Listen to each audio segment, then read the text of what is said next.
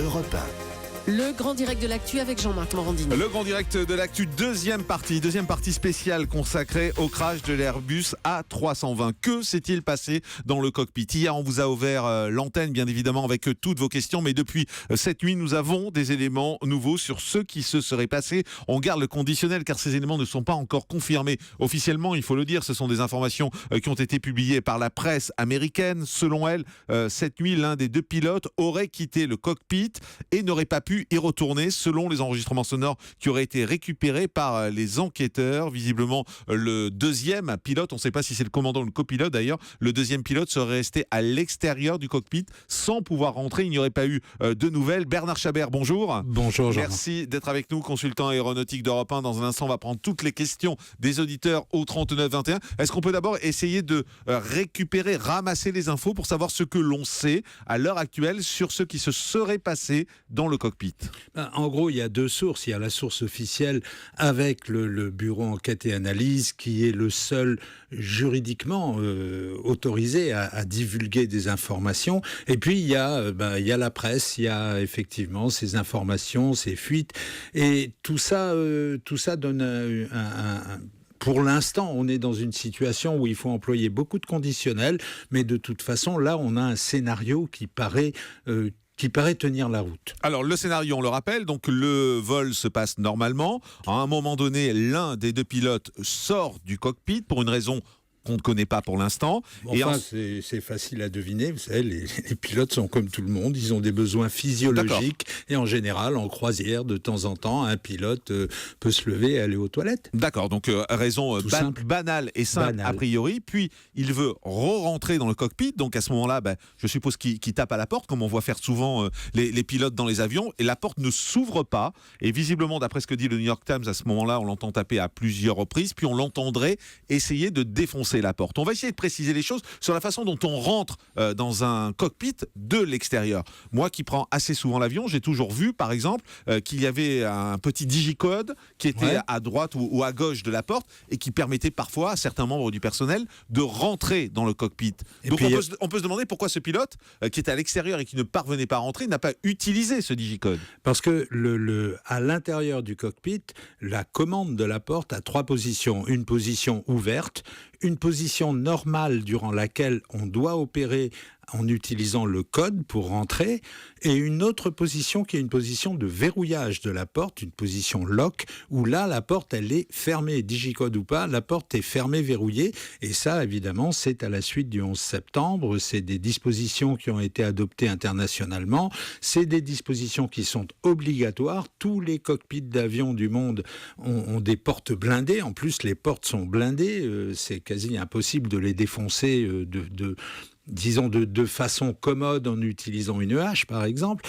Donc c'est quelque chose de pratiquement d'infranchissable. Et je rappelle que l'an dernier, un pilote de ligne éthiopien avait décidé de demander l'asile politique en Suisse et qu'il avait, profitant du fait que son commandant de bord était parti aux toilettes, il s'était verrouillé dans le cockpit de son Boeing, il était allé se poser à Genève sans que personne ne puisse entrer. Ça avait duré 2 heures. Alors, en tout cas, cette position lock empêche toute ouverture de la porte, y compris avec le digicode, si je vous ai bien compris. Ouais. Et c'est une position qui se met manuellement. C'est pas quelque chose qui peut se faire automatiquement. Donc, il y a une intervention humaine de la part du pilote qui est resté à l'intérieur du cockpit. C'est un acte délibéré.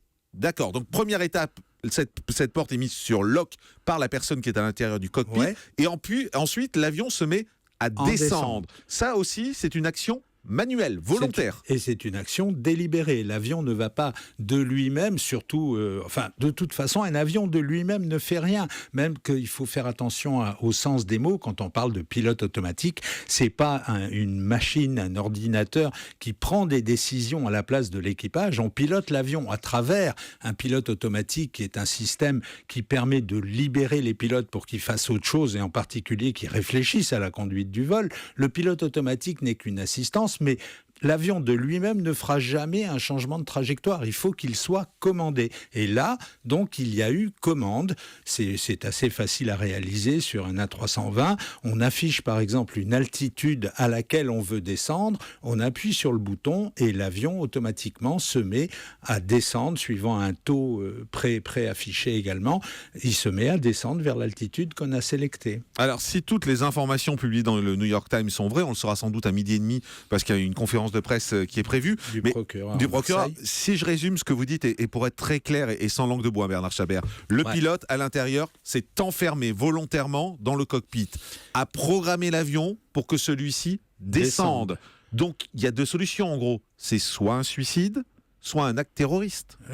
Oui, on en arrive, logiquement, on arrive à ce genre de conclusion. Bon, bien entendu, en gardant toujours en tête le fait que pour l'instant, ce ne sont que des informations qui dérivent de fuites et que ce ne sont pas des informations qui portent le sceau de la vérité délivrée par le bureau enquête-analyse qui a décrypté cette boîte, cet enregistreur de conversation du cockpit, mais on est obligé de penser à ces deux solutions.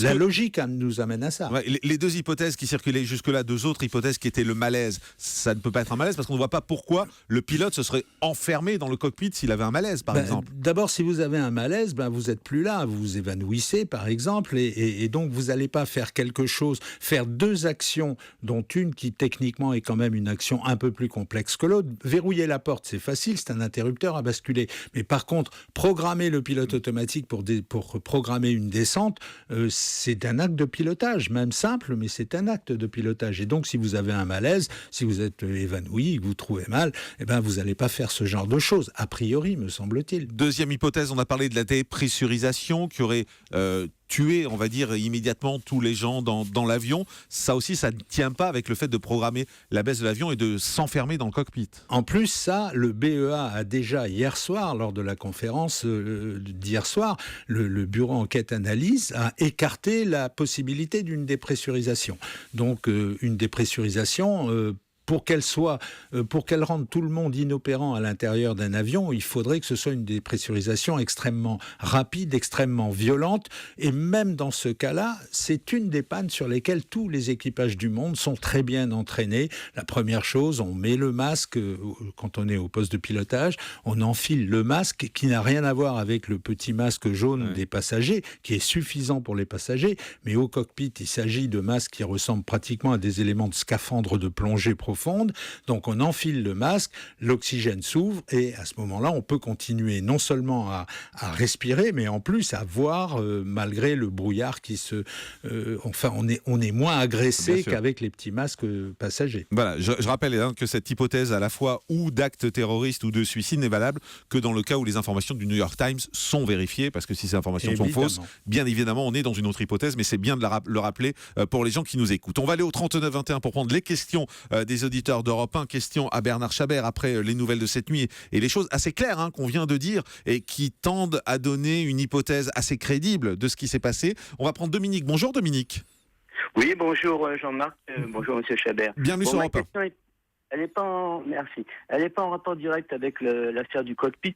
Moi, voilà, depuis que l'on sait que l'avion descendait régulièrement pendant 8 minutes au-dessus des montagnes, je m'étonne fortement que personne, ni un passager, ni une hôtesse, n'ait pu téléphoner ou tenter de téléphoner à un proche ou à un média pour décrire ce phénomène avec inquiétude. Il y a un brouilleur. Alors Dominique, effectivement, et puis moi je précise un peu votre question parce qu'on prend souvent des A320 quand on voyage en France en particulier, donc on imagine à peu près ce qu'est l'avion, c'est-à-dire que la porte du cockpit est assez proche des passagers, donc voir un copilote ou un commandant s'exciter sur la porte, taper dessus, essayer de l'enfoncer, ça fait du bruit, ça se voit, ça se remarque, donc les gens de l'avion ont dû voir ce qui se passait. Oui et non, parce que si vous l'avez observez-le lors d'un prochain vol. Sur les A320, vous avez la porte de cockpit, vous avez un petit couloir. Quand vous regardez vers le cockpit, à gauche, c'est les toilettes et à droite, c'est le galet, l'office. Ouais. Et derrière, il y a un espace libre qui permet aux hôtesses de travailler et il y a un rideau entre la cabine et le cockpit. Donc en général, dans un cas comme ça, on peut estimer qu'une hôtesse aurait tiré le rideau. C'est quelque chose qui se fait régulièrement. Bon, cela dit, ils ont peut-être dû entendre quelque chose. Mais pour revenir à la possibilité de téléphoner, pratiquement au-delà de 500 à 800 mètres d'altitude, on perd la capacité d'utiliser les téléphones portables. Les téléphones portables, ça fonctionne quand on est dans les très basses couches, quand on est près du sol. Mais dès qu'on dépasse une certaine altitude, ça marche plus. Et en plus de ça, en général, les téléphones portables dans les avions devraient tous être éteints selon les consignes qui sont données. Ouais, effectivement. Bernard Chabert, autre question, parce que j'ai entendu une chose ce matin, alors que j'ai découvert qu'il y avait une hache, visiblement, qui était dans les avions, ce que je ne savais pas.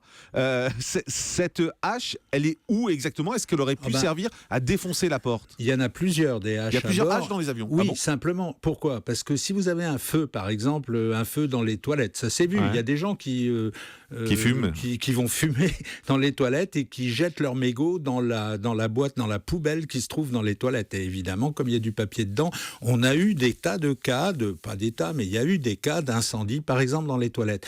Pour lutter contre cet incendie, les stewards et les hôtesses ne vont pas y aller à main nue. Donc ils ont une hache qui peut servir par exemple à intervenir dans ce genre de choses, qui peut servir à défoncer une poubelle qui est en train de brûler. Et en cas d'atterrissage sur le ventre par exemple, si ça se produit, la hache peut également servir à défoncer des hublots, ça peut servir à des tas de choses. Et depuis que les avions existent, il y a toujours quasiment eu des haches à bord qui permettent justement d'aider en cas de besoin. Mais ces haches sont où? Ces haches sont accessibles de l'extérieur du cockpit ou elles sont dans le cockpit? Non, je ne vous le dirai pas. Les haches sont en cabine et ça fait partie des choses qu'on ne dit pas parce que ça fait partie évidemment du matériel dont on ne veut pas divulguer la localisation. Mais juste sans préciser la localisation, donc c'est en cabine, ce qui veut dire que le pilote à l'extérieur aurait pu aller en prendre une, mais est-ce que ça suffit à défoncer une porte? Non, ça suffit pas. Ça suffirait peut-être si on a beaucoup de temps en s'y acharnant. Je connais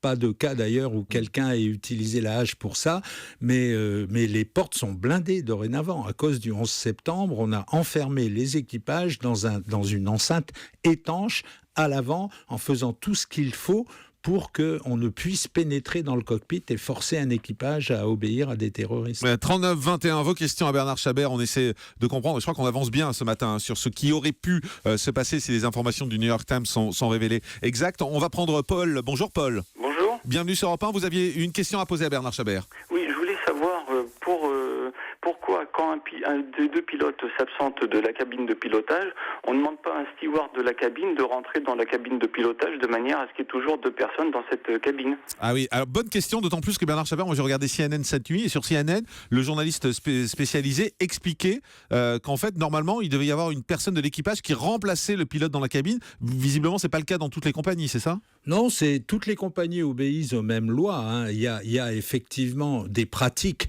dans certains pays qui sont différentes d'autres pays, mais qui ne sont pas nécessairement obligatoires. Et le fait qu'un pilote se lève quelques instants pour aller aux toilettes qui sont juste derrière le cockpit, c'est considéré comme quelque chose de tolérable et de normal. Et en plus de ça, n'oubliez pas que tous les pilotes ont exactement la même formation. Dès lors qu'un pilote est lâché sur une machine, il est capable de piloter cette machine seul.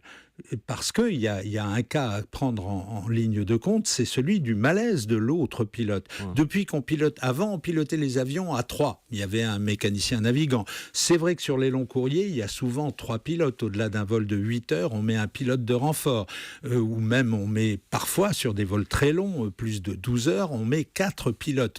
Donc il y aura toujours la possibilité d'avoir 2 pilotes aux commandes. Et sur long courrier, vous aurez toujours 2 pilotes aux commandes.